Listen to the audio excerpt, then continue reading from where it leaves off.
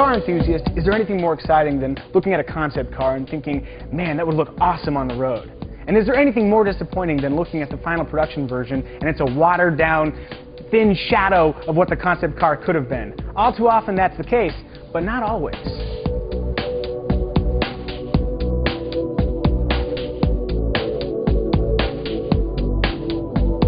Okay, it's not quite as awesome as the concept car, but the production version of the Suzuki Kizashi features most of the concept's styling cues, including sharply drawn head and tail lights, a strong shoulder line, round fender flares, and metal exhaust surrounds.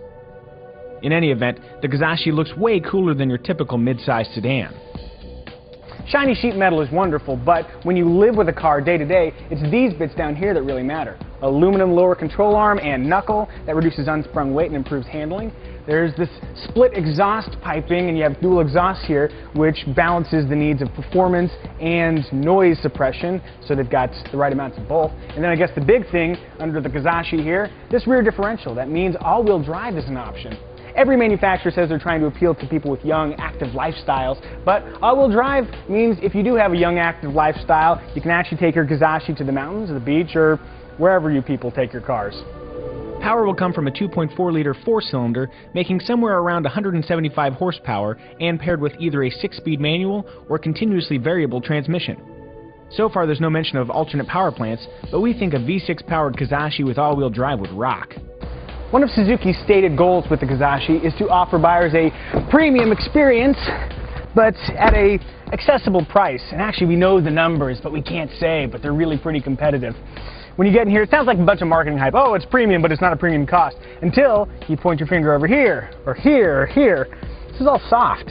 Even the hard plastic bits, they feel substantial, which is a very nice thing for a brand that you kind of think of as the purveyors of small, cheap, really simplistic SUVs.